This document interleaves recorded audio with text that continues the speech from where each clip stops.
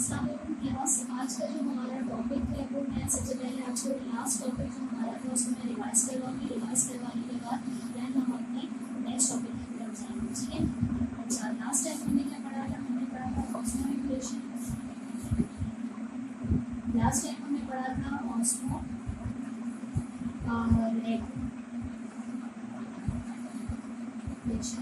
Osmoregulation के अंदर मैंने दो चीज़ आपको बताई थी। ऑस्मोरेगुलेशन हमारे पास एक तो हमारे पास होता है एक्वेटिक एनिमल, दूसरा हमारे पास होता है टेरेस्ट्रियल एनिमल।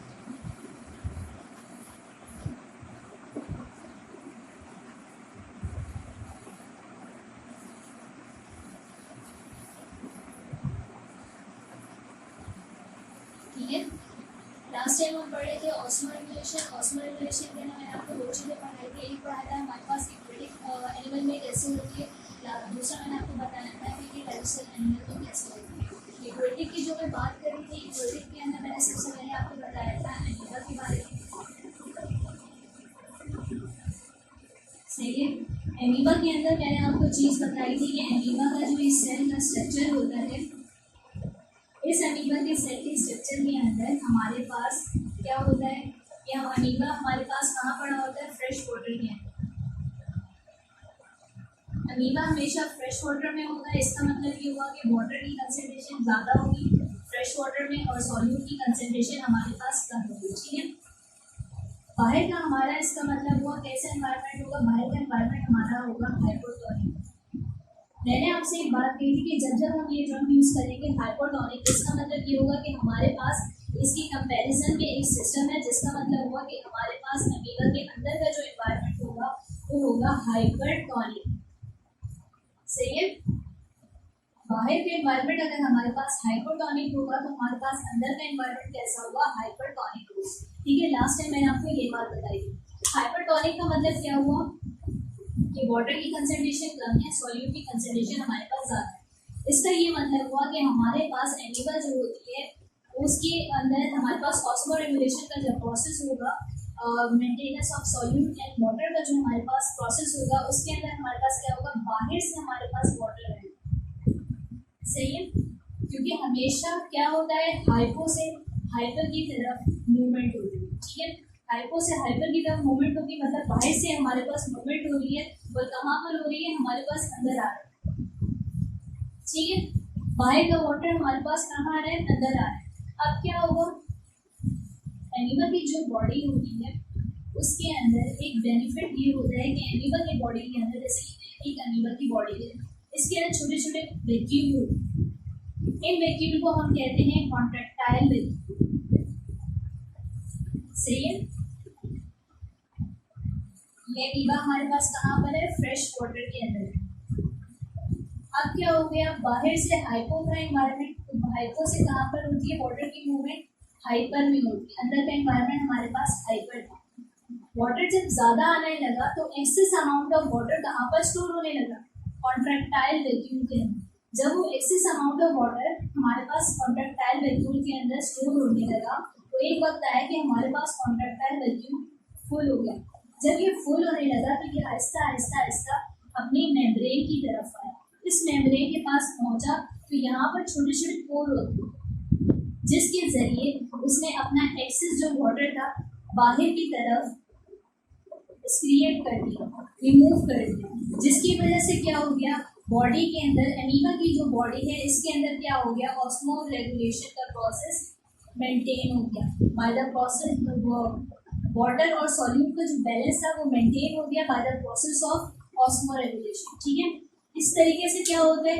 एनीमा के अंदर ऑस्मोरेगुलेशन का प्रोसेस होता है, वाटर और सॉल्यूट का बैलेंस होता है, ठीक है। एनीमा के बाद मैंने आपको बताया था कि हमारे पास एक्वेटिक ऑर्गेनिज्म के अंदर, एक्वेटिक एनिमल के अंदर नेक्स्ट टॉपिक हमारे पास आता है फ्रेश वाटर। फ्रेश वाटर के जो हमारे पास एनिमल होते हैं उनका। अच्छा, फ्रेश वाटर के अंदर हमारे पास दो तरह के एनिमल होते हैं। एक तो होते हैं हमारे पास फ्रेश वाटर का था बोनी फिशेस, और सेकंड हमारे पास मैरी वाटर बोनी फिशेस, ठीक है।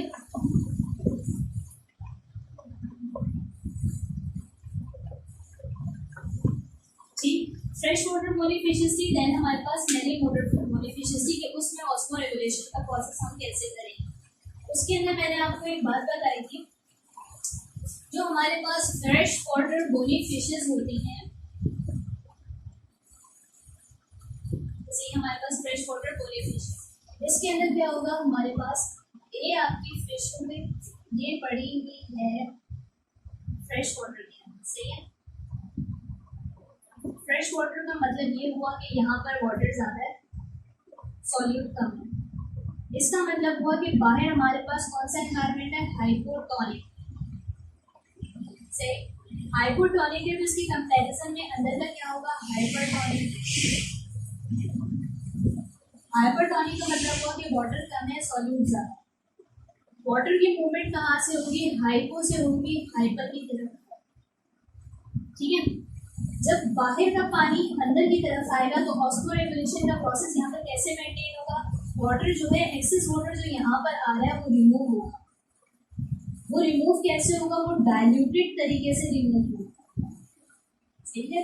बाहर आपके पास बहुत ज्यादा वाटर, अंदर आपके पास कम वाटर, लेकिन अपनी जो होती है इसके अपनी कंडीशन को मेंटेन रखने के लिए कैसे excess amount of water remove करेगा, ऑस्मो रेगुलेशन के प्रोसेस के जरिए कैसे करेगा, ये करेगा डाइल्यूटेड यूरिन बनाएगा।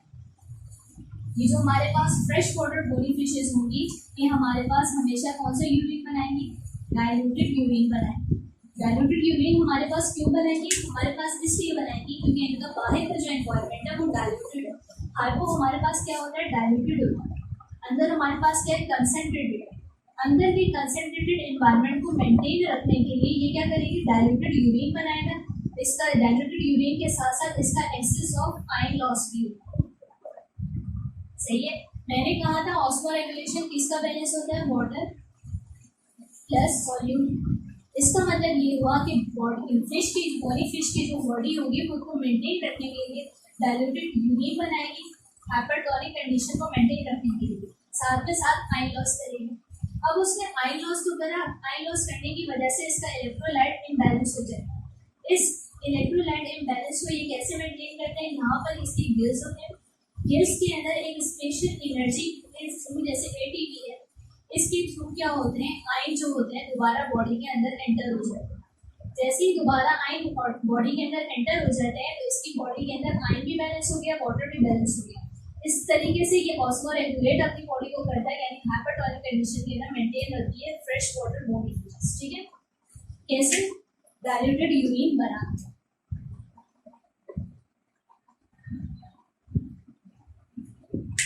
अच्छा, ये टॉपिक हो गया। इसके बाद मैंने आपको पढ़ाया था marine water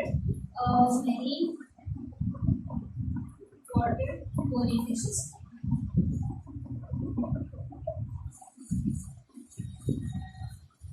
same marine water मोलिफिश में मैंने आपसे कहा था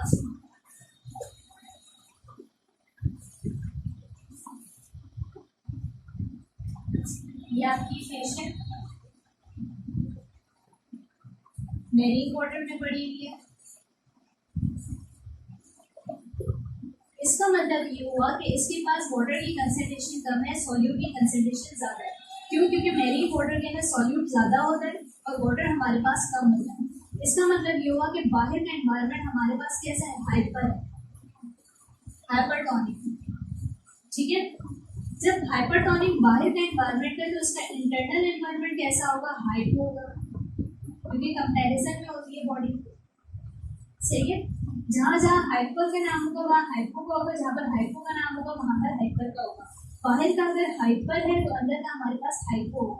इसका मतलब ये हो कि वाटर की कंसंट्रेशन हमारे पास ज्यादा है, सॉल्यूट की कंसंट्रेशन हमारे पास कम है। इसका ये मतलब हुआ कि बॉडी से पानी बाहर से अंदर से बाहर जाएगा। अब बाहर का एनवायरनमेंट हाइपर है यानी कंसंट्रेटेड है, कंसंट्रेटेड क्यों है, वाटर कम है, सॉल्यूट ज्यादा है। और अंदर का एनवायरनमेंट जो है वो डाइल्यूटेड है। डाइल्यूटेड कैसे है कि वाटर ज्यादा है, सॉल्यूट कम है। अब क्या होगा, इस कंडीशन के अंदर जो मैरीन मोलिफिशेस होंगी वो अपना एक्सक्रिएटरी प्रोडक्ट यानी जो नाइट्रोजन वेस्ट होता है उसका वो कैसा बनाएगी, कंसंट्रेटेड यूरिन बनाएगी। कंसंट्रेटेड यूरिन बनाने का स्पेसिफिक मकसद यही होता है कि आपकी बॉडी से जो आपका यूरिन क्रिएट हो रहा है उसके जरिए आपकी बॉडी जो है ऑस्मो रेगुलेट है, आपका वाटर और सॉल्यूट का बैलेंस है। कैसे? अंदर आपकी बॉडी डाइल्यूटेड है, आपको अपनी बॉडी जो है डाइल्यूटेड मेंटेन रखनी है। बाहर का एनवायरनमेंट आपके पास कंसंट्रेटेड है, इसका मतलब ये हुआ कि अंदर से आपकी बाहर की तरफ एक्सेस अमाउंट ऑफ वाटर जाएगा, ठीक है। ज्यादा जहाँ पर पानी होता है वहां से कहाँ जाता है, उस जगह पर जहाँ पर कम पानी होता है। इस प्रोसेस को रोकने के लिए यानी अपनी बॉडी को डाइल्यूटेड रखने के लिए, ऑस्मो रेगुलेट करने के लिए मेरीन फिशेस जो होती हैं अपना वेस्ट प्रोडक्ट बनाती हैं, वो कंसंट्रेटेड यूरिन बनाती हैं, ठीक है। कंसंट्रेटेड यूरिन बनाएगा। इसके साथ साथ ये क्या करते हैं, ये आसपास का जो एनवायरनमेंट होता है इससे ये आयन गेन करते हैं, ठीक है।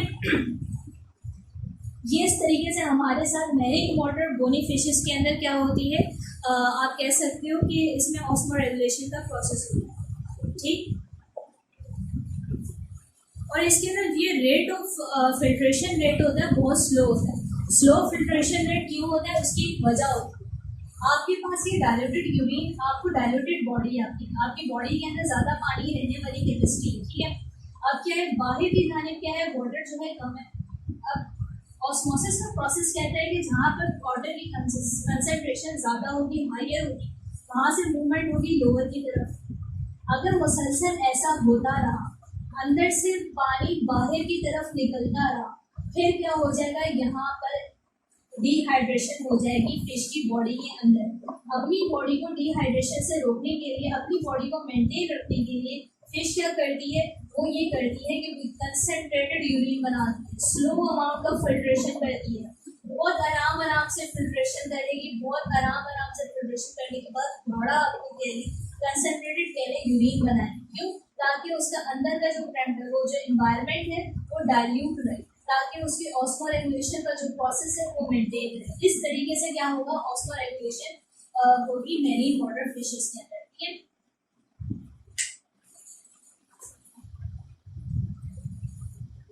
उसके बाद नेक्स्ट टॉपिक है हमारा osmo regulation in marine fishes.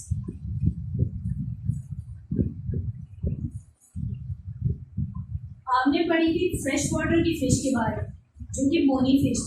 Marine water की फिश के बारे में पढ़ा था, जो बोनी फिश। अब आप लोग पढ़ोगे मैरीन फिशेस के बारे में, ठीक है। जो आपके पास कार्टिलेजियस फिशेस आती है, ठीक है।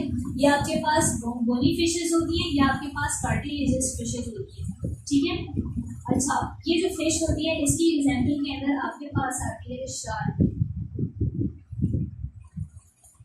शार्क हो गई, इसके अलावा एक और फिश होती है जिसको कहते हैं रे फिश भी होती है, ठीक है। ये फिशेस जो होती है इसकी एग्जाम्पल क्या है। अब ये कैसे ऑस्मो रेगुलेशन का प्रोसेस करती है, तो ये ऐसे ऑस्मो रेगुलेशन का प्रोसेस करती हैं। ये जो शार्क होती है, शार्क और रे, इनकी बॉडी जो होती है हमेशा हाइपरटोनिक होती है। हाइपरटोनिक क्यों होती है, इनकी बॉडी के अंदर ज्यादा से ज्यादा अमोनिया होता है। अमोनिया जो होता है उनका वो कन्वर्ट जो हो जाता है यूरिया के अंदर। जैसे इनकी जो बॉडी होती है शार्क की, अगर आप लेते हैं, ये आपके पास शार्क, ठीक है। शार्क की बॉडी हमेशा हाइपरटोनिक होती है, इसका मतलब वो वाटर की कंसंट्रेशन कम है, सॉल्यूट की कंसंट्रेशन ज्यादा है। हाइपरटोनिक ऐसा, तो ये कहाँ पर होती है, ये मैरीन वाटर में होती है। मैरीन वाटर का मतलब ये हुआ कि बाहर का मैरीन वाटर में वाटर कम होता है, सॉल्यूट ज्यादा होता है, यानी बाहर भी हमारे पास क्या है, हाइपरटोनिक। बाहर भी हमारे पास हाइपरटोनिक है, अंदर भी हमारे पास हाइपरटोनिक है। ये कैसे मेंटेन किया हुआ है शार्क ने, ये शार्क ने ऐसे मेंटेन किया हुआ है कि जो शार्क का वेस्ट प्रोडक्ट होता है वो हमारे पास वो अमोनिया होता है। जैसे फॉर एग्जांपल अमोनिया होता है, अमोनिया को किस में कन्वर्ट कर देता है, यूरिया में, ठीक है। यूरिया में कन्वर्ट करने की वजह से ये क्या कर लेते हैं, ये हमारे पास लेस टॉक्सिक सब्सटेंस प्रोड्यूस कर लेते हैं, सही है। ये स्टोर हो जाते हैं बॉडी के अंदर, जिसके अंदर वाटर लॉस जो होता है हमारे पास बहुत कम होता है, मिनिमम होता है। और इसके अलावा इनके जो रेक्टम होता है, इसके अंदर स्पेशल ग्लैंड होता है, सही है, जहाँ पर क्या होता है, एक्सेसिव सॉल्ट रहता है। जैसे आपकी ह्यूमन बॉडी होती है, इसके अंदर भी यहाँ पर रेक्टम होता है, रेक्टम के अंदर वो ग्लैंड होता है। इसी तरह इसके अंदर ह्यूमन बीइंग की तो सॉल्ट ग्लैंड भी होते हैं, इसके अंदर क्या होता है, सॉल्ट ग्लैंड होता है। यहाँ पर क्या होता है, सॉल्ट जो होता है स्टोर होता है, ठीक है। इस तरीके से ये क्या करते हैं, अपनी बॉडी को जो होते हैं मेंटेन रखते हैं। यूरिया जो होती है वो सॉलिड मटेरियल होता है जिसकी वजह से वाटर लॉस नहीं होता। और जो स्पेशल ग्लैंड होते हैं ये सॉल्ट के, ये हमारे पास कहाँ पर होते हैं, ये हमारे पास रेक्टम के अंदर होते हैं। इस तरीके से ये अपनी बॉडी को मेंटेन करे रहती है, यानी ऑस्मो रेगुलेट करे रहती है। ठीक, बाहर का एनवायरनमेंट भी हमारे पास हाइपरटोनिक है, अंदर का एनवायरनमेंट भी हमारे पास हाइपरटोनिक है, लेकिन इसने मेंटेन खुद को कैसे किया हुआ है, हाइपो क्यों नहीं होने दे रहा, हाइपो इसलिए नहीं होने दे रहा क्योंकि इसके पास रेक्टम है। रेक्टम के अंदर एक्सेसिव सॉल्ट ग्लैंड होते हैं, एक्सेसिव सॉल्ट ग्लैंड होते हैं जो स्टोर हो जाते हैं रेक्टम के अंदर। इसके अलावा इसका जो यूरिया है ये प्रोड्यूस करता है, और इस यूरिया के प्रोड्यूस होने की वजह से क्या होता है, हमारे पास मोर लॉस ऑफ बॉडी। ठीक, एक्वेटिक एनिमल की ऑस्मो रेगुलेशन हमने कंप्लीट कर दी कि ऑस्मो रेगुलेशन एक्वेटिक एनिमल के अंदर कैसे होती है। ठीक है,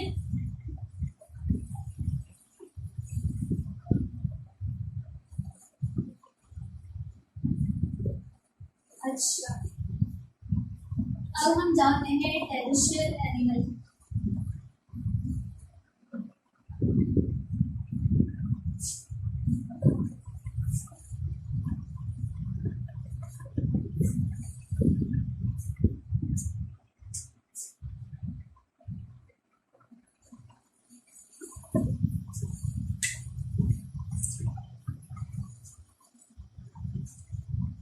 आपकी बुक के अंदर टेरेस्ट्रियल एनिमल के बारे में लिखा हुआ है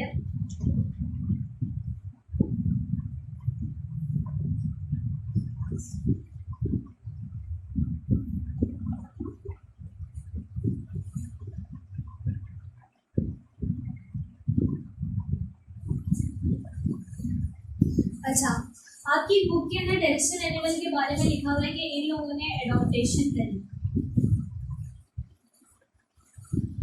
जो हमारे पास सक्सेसफुल लैंड डवेलर हैं वो हमारे पास आते हैं वर्टिब्रेट, और इसके साथ हमारे पास आते हैं आर्थ्रोपोड आते हैं। सही है, एडॉप्टेशन इन्होंने क्या क्या करी हुई है, इन्होंने वाटर प्रूफ कवरिंग करी है, सॉलिड वेस्ट किया है, मेटाबॉलिक वाटर रीयूज करा है, और वेस्ट ऑफ स्टोरेज करा है, वाटर प्रूफ कवर।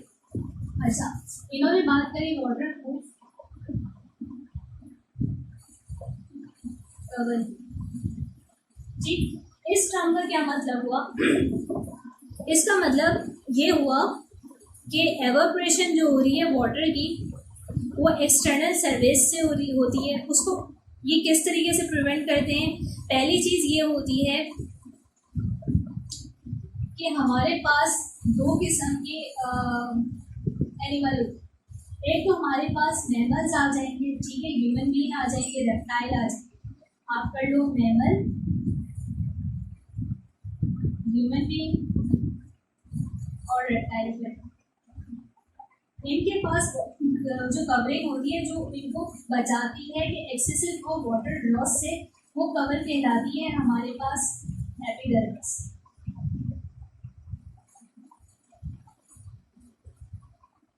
ठीक, जो हमारे पास आर्थ्रोपोड्स के अंदर आते हैं उसके अंदर हमारे पास इंसेक्ट आते हैं। इंसेक्ट के पास क्या होती है, कवरिंग होती है, उसको क्या कहते हैं, उसको हम कहते हैं क्यूटिकल। ठीक, यानी आपकी जो ये स्किन होती है, स्किन के अंदर एक लेयर होती है, लेयर को कहते हैं आप एपिडर्मिस, या फिर आप कहते हो एपिडर्मल लेयर। सही, ये लेयर बेसिकली आपको क्या करती है कि आपकी बॉडी के अंदर ये जो वाटर होता है इसको लॉस होने से, इसको एवापोरेट होने से बचाती है। इसको आप ये स्किन को के अंदर जो मौजूद वाटर होता है आपकी बॉडी के अंदर, इसको एवापोरेट होने से बचाती है। इसको आप कहते हो एपिडर्मिस और एपिडर्मल लेयर कहते हो। ठीक है, इंसेक्ट जो होते हैं उनके पास ये लेयर नहीं होती, उनके पास क्यूटिकल होती है। सही है, जिसकी वजह से वो क्या करते हैं, अपना एक्सेसिव और वाटर लॉस होता है उसको वो बचाए रखते हैं, वाटर प्रूफ लेयर भी इसको कहते हैं। सही है, अच्छा एक चीज तो इन्होंने ये अडॉप्ट करी कि इन्होंने वाटर प्रूफ कवरिंग कर दी। सेकेंड चीज इन्होंने जो अडॉप्ट करी है वो है इनका सॉलिड वेस्ट। वो सॉलिड वेस्ट इन्होंने कैसे करा है, लाइक ये आपके पास सॉलिड वेस्ट होता है। सॉलिड वेस्ट आपके पास क्या होता है, जो भी आपके एनिमल होते हैं इनकी बॉडी के अंदर क्या होता है कि जैसे हम लोग कुछ खाते हैं, जब हम लोग कुछ खाते हैं तो जाहिर सी बात है वो हमारी बॉडी से क्या होगा, एक्सक्रिएट होगा। जब हमारी बॉडी से एक्सक्रिएट होगा तो इसका मतलब ये हुआ कि वो हमारी बॉडी से अंदर जो वो कहलाएगा प्रोडक्ट, वो हमारे पास क्या कहलाएगा, सॉलिड वेस्ट कहलाएगा। आपके पास जैसे बर्ड हो गए, बर्ड्स हो गए, रेप्टाइल हो गए, सही है, और इंसेक्ट कर लो, ये बेसिकली क्या करते हैं, ये एक्सक्रिएट करते हैं यूरिक एसिड को, सही है। आपको पता होगा कि हमारे पास जो मैमल्स होते हैं इनका एक्सक्रिएटरी प्रोडक्ट अलग होता है और जो इंसेक्ट होते हैं इनका एक्सक्रिएटरी प्रोडक्ट अलग होता है, सही है। इसके अंदर क्या होता है, इसके अंदर ये होता है कि यूरिक एसिड जो इनका होता है वो स्टोर होता है कुछ अरसे के लिए क्लोका के अंदर, सही है। यूरिक एसिड जो होता है हमारे पास स्टोर हो जाएगा कुछ अरसे के लिए क्लोका के अंदर। क्यों स्टोर होगा, स्टोर होने की वजह ये है कि इसके अंदर ना कुछ अमाउंट होता है वाटर का। जब ये क्लोका के अंदर स्टोर होगा तो ये क्या करेगा, वाटर का जो कुछ अमाउंट होगा वो रीअब्सॉर्ब करेगा, सही। मतलब एक क्लोका के अंदर कुछ अरसे के लिए जो स्टोर हो रहा है यूरिक एसिड, ये क्या करता है, वाटर एब्जॉर्ब कर लेते हैं, जिसकी वजह से हमारे पास जो यूरिक एसिड होता है वो हमारे पास सॉलिड मटेरियल कहलाता है, सॉलिड वेस्ट मटेरियल कहलाता है, ठीक है। अच्छा, उसके नंबर थर्ड हमारे पास कैसे करेंगे ये एडॉप्टेशन, ये ऐसे करेंगे कि इनके पास जो मेटाबॉलिक मतलब इनके पास वाटर होता है उसको रीयूज करेंगे। कैसे करेंगे, ये ऐसे करेंगे कि मतलब आपने क्या देखा हो, आपको मैं एग्जाम्पल देती हूँ, यहाँ लिखती हूँ, यहाँ ये नंबर सेकंड थी एडॉप्टेशन, ये नंबर 1 एडॉप्टेशन है, ये नंबर 2 एडॉप्टेशन। थर्ड एडॉप्टेशन, आप एक एग्जाम्पल ले लो, आपको मेटाबॉलिक वेस्ट जो होगा वो रीयूज होगा। आपके पास केमिकल आपने देखा होगा, केमिकल के मतलब ये जो केमिकल, ये केमिकल की मतलब आप ले लो बॉडी, ऐसा ही कुछ होता है क्या, हाँ बस ऐसे ही। इसके अंदर जो बॉडी होती है, इसके मतलब ना नेक के अंदर ना कुछ ग्लैंड होती है, वो कुछ अरसे के लिए क्या करते हैं, वाटर को स्टोर कर लेते हैं, सही है। तो मतलब ये इसकी स्पेशलिटी है केमिकल की कि इसके अंदर मतलब कुछ अरसे के लिए वाटर को स्टोर कर लेते हैं और जब इन्हें ज़रूरत होती है तो क्या करते हैं, ये अपने फैट को ब्रेक डाउन करते हैं, ब्रेक डाउन करने के बाद अपना जो मेटाबॉलिक वेस्ट होता है उसको रीयूज कर लेते हैं, ठीक है। अच्छा, रीयूज करने के लिए एग्जाम्पल में आपने लिया क्या, ठीक। अच्छा, यहाँ तक बात समझ में आ गई। देन आप चलेंगे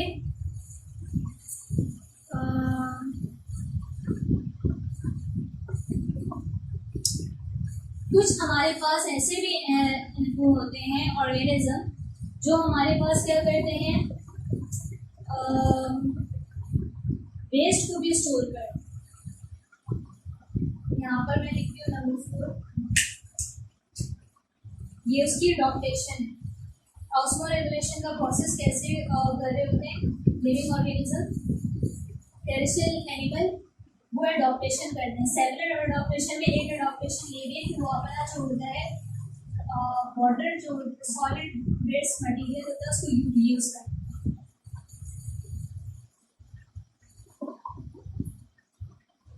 अच्छा, ये कैसे करते हैं, आपकी जो बॉडी होती है, आपकी बॉडी के अंदर यूरिया होता है, ठीक है। आपका जो सॉलिड वेस्ट मटेरियल है वो कुछ अरसे के लिए आपकी किडनी में रहता है।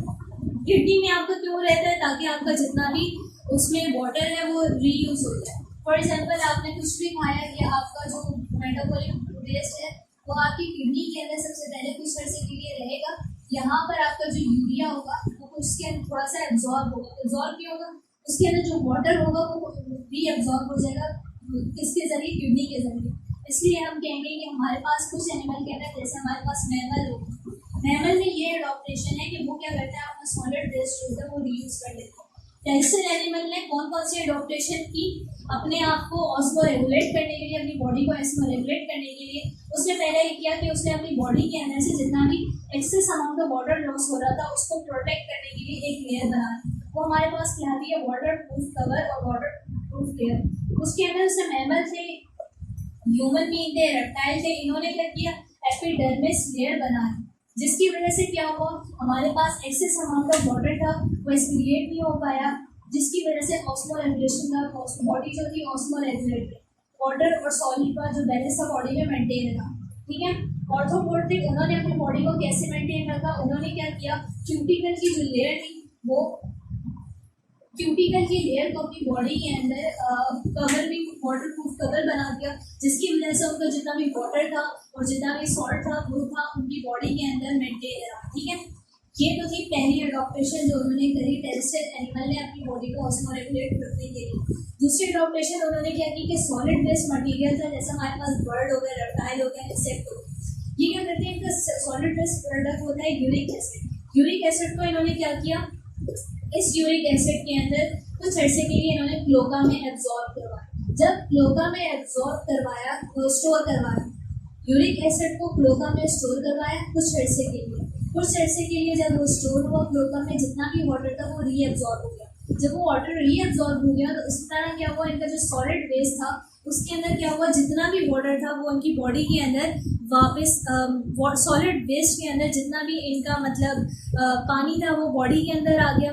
बॉडी में आने की वजह से क्या हुआ कि इनकी वाटर और सॉल्यूट का बैलेंस मेंटेन रहा। ठीक है, एक्सेस अमाउंट ऑफ वाटर जो था इनकी बॉडी से एक्सक्रिएट नहीं हुआ, क्योंकि उनका जो सॉलिड वेस्ट मटेरियल था वो क्लोका के अंदर स्टोर होने की वजह से वाटर वहाँ पर रीएब्जॉर्ब हो गया। ठीक है, यानी वाटर और सॉल्यूट का बैलेंस बॉडी के अंदर मेंटेन रहा। तीसरा तरीका ये ऐसे करते हैं कि कुछ जो होते हैं कि वो अपना मेटाबॉलिक जो वाटर होता है, वेस्ट होता है, उसको रीयूज करते हैं। उसको रीयूज कैसे करेंगे, जैसे आपके पास कैमेल होता है, कैमेल जो होता है एक्सेस अमाउंट ऑफ वाटर भी स्टोर करने की सलाहियत देते हैं। इसके अलावा अगर उसकी बॉडी के अंदर जैसे पानी नहीं जा रहा तो क्या अपने जितने भी फैट्स होते हैं, फैट्स को फैट्स की मदद से वो अपनी वो ज़रूरत पूरी कर लेता है। ठीक है, फोर्थ वन क्या है कि वेस्ट का ये जो स्टोरेज करते हैं। ठीक है, सॉरी मैंने यहाँ रीयूज लिखा है, वेस्ट स्टोरेज होता है। वेस्ट स्टोरेज के अंदर क्या होता है, सॉलिड वेस्ट स्टोरेज के अंदर कि हमारे पास ये जो हमारे पास यूरिया होता है कुछ अरसे के लिए किडनी के अंदर स्टोर होता है। जब वो किडनी के अंदर स्टोर होता है तो क्या होता है, ये जिस यूरिया के अंदर हमारे पास जितना भी वाटर होगा वो रीएब्जॉर्ब हो जाएगा। यानी जो सॉलिड वेस्ट है कुछ अरसे के लिए, जैसे मैमल्स का सॉलिड वो वेस्ट क्या होता है, सॉलिड वेस्ट मैमल का होता है यूरिया। यूरिया आपका कहाँ स्टोर हो रहा है, कुछ अरसे के लिए किडनी के अंदर। किडनी के लिए जब वो स्टोर हो रहा है तो उसने क्या किया, जो एक्सेस अमाउंट ऑफ वाटर था उसने रीअब्सॉर्ब कर दिया। ठीक है, सॉलिड वेस्ट कुछ ऐसे के लिए स्टोर हुआ किडनी के अंदर। किडनी के अंदर क्या हुआ, यूरिया जो था जब वो स्टोर हुआ तो उसके अंदर जो वाटर था वो रीअब्सॉर्ब हो गया। इसलिए इस तरह जो होता है, जो बॉडी है उसके अंदर जो वाटर है वो बैलेंस हो जाएगा, सॉल्यूट जो बैलेंस रहेगा। इसकी मदद से हमारे पास ऑस्मो रेगुलेशन की, टेरेस्ट्रियल एनिमल के हमारे पास ऐसा ऑस्मो रेगुलेशन होता है जिसकी वजह से वो अपनी बॉडी को मेंटेन रखता है। ठीक है, ये तो हमने बात कर ली ऑस्मो रेगुलेशन हमारे पास एक्वेटिक एनिमल में कैसे होता है और हमारे पास टेरेस्ट्रियल एनिमल के अंदर, एक्वेटिक और टेरेस्ट्रियल एनिमल में हमारे पास कैसे ऑस्मो रेगुलेशन होता है, ये हमने आज डिस्कस कर लिया। अब हम चलते हैं ऑस्मो रेगुलेशन हमारे पास प्लांट के अंदर कैसे होता है।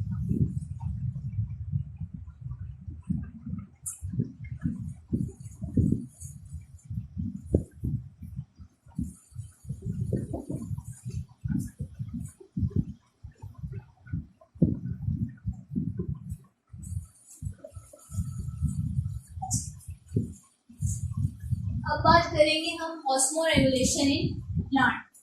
ये टॉपिक आपका बॉटनी का सही है। पहले मैं जो आपको पढ़ा रही थी वो सब कुछ आपका ज़ूलॉजी का था। अब हम बात कर रहे हैं अब बॉटनी के टॉपिक, सही है। ऑस्मो रेगुलेशन पहले मैंने पढ़ाई एनिमल की, वो आपके अंदर आ जाएगा ज़ूलॉजी के अंदर। अब ये पार्ट आता है बॉटनी का, ये बॉटनी के अंदर हम पढ़ेंगे ऑस्मो रेगुलेशन एनिमल में कैसे होता है। ठीक है,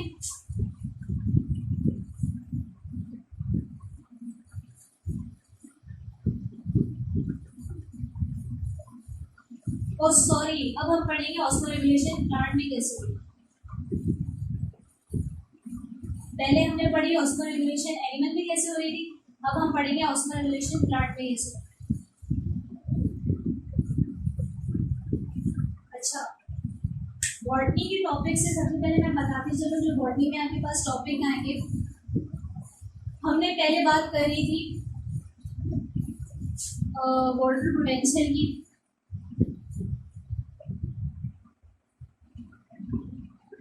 अच्छा, एक और बात करी थी हमने सॉल्यूट पोटेंशियल की।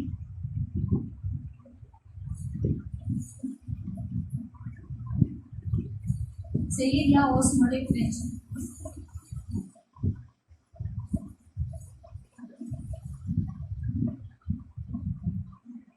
सही है, ये जो मैंने बात करी थी ये हमारे पास किसका टॉपिक है, ये हमारे पास टॉपिक है बॉटनी का। ठीक, वाटर पोटेंशियल में मैंने आपको बताया था कि अगर हमारे पास कोई जार है, से फॉर एग्जांपल हमारे पास एक जार है, जार के अंदर अगर हमारे पास वाटर ज़्यादा है, सॉल्यूट कम है, इसका मतलब हुआ इसका वाटर पोटेंशियल ज़्यादा होगा। बिल्कुल इसी तरह एक हमारे पास जार है, इसके अंदर हमारे पास वाटर कम है, सॉल्यूट ज़्यादा है, तो इसका वाटर पोटेंशियल कम होगा। ठीक है, सॉल्यूट पोटेंशियल में मैंने आपको कहा था एक जार है, उसके अंदर हमारे पास सॉल्यूट ज़्यादा है, वाटर कम है, इसका सॉल्यूट पोटेंशियल हमारे पास ज़्यादा होगा। अगर एक जार है, इसके अंदर हमारे पास वाटर ज़्यादा है, सॉल्यूट कम है, इसका मतलब हुआ इसका सॉल्यूट पोटेंशियल कम होगा, क्योंकि इसमें सॉल्यूट कम है। वाटर पोटेंशियल क्यों ज़्यादा होगा, इसमें वाटर ज़्यादा है, सॉल्यूट पोटेंशियल क्यों ज़्यादा होगा, इसमें सॉल्यूट ज़्यादा। ठीक है, ये सब आपका बॉटनी में। ठीक है,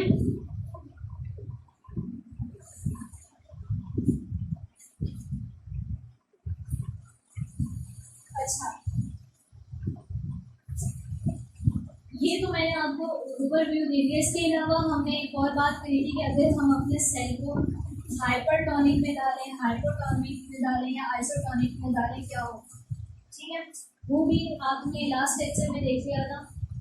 अब हम उसमें भी आप देखिएगा कि प्लांट के अंदर जो मैंने बताया था कि उसमें क्या कंडीशन होगी, तो वो आप वहाँ से देखिएगा। ठीक है, अच्छा, बुक के अंदर आपको कोई टॉपिक नहीं समझ में आया तो आप फर्दर डिस्कस कर सकते हैं। देन अब हम चलते हैं कि हम प्लांट की वैसे कितनी टाइप होती है जिसके अंदर हम ऑस्मोरेगुलेशन पढ़ रहे हैं। तो हमारे पास नंबर 1 आता है हाइड्रोफाइट्स। सही है, हाइड्रोफाइट्स के बाद हम पढ़ेंगे हेलोफाइट।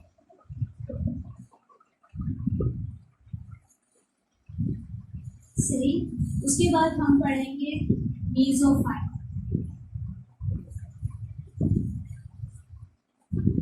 उसके बाद हम पढ़ेंगे जीरोफाइट।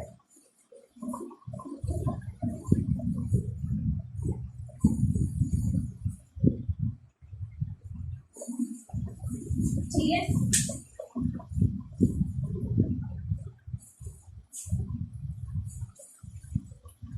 ऑस्मोरेगुलेशन एनिमल में हमने पढ़ा था कि एक्वेटिक के अंदर भी होती है और हमारे पास टेरेस्ट्रियल में भी होती है। जो टेरेस्ट्रियल एनिमल है उसमें एडॉप्टेशन होती है। एक्वेटिक में हमने पढ़ा था एनीमा में होती है, बोनीफिशेस में होती है, और फ्रेश वाटर बोनीफिशेस में होती है, मेरिन वाटर बोनीफिशेस में होती है, और एक हमारे पास किस में होती है, उसमें मेरिन वाटर में होती है।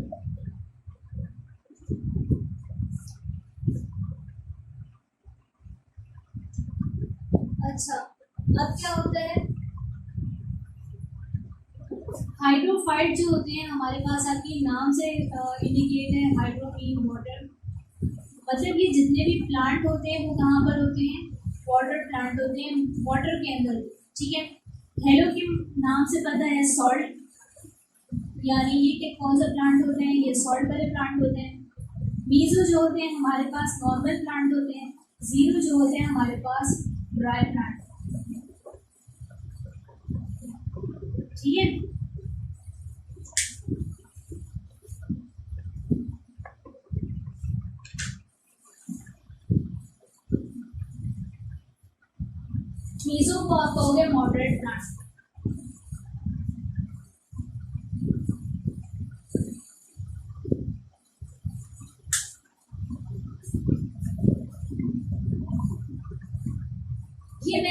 नेक्स्ट क्लास के अंदर बताऊंगी कि इसके अंदर ऑस्मोरेगुलेशन कैसे होती है।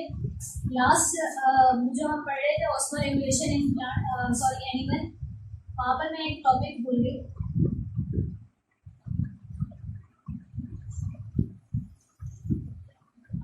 वहाँ पर आपकी बुक के अंदर एक वर्ड लिखा हुआ है ऑस्मोकॉन्फल। आप बुक में लिखोगे तो उसमें लिखा होगा, ठीक है। अच्छा, कॉन्फॉर्मल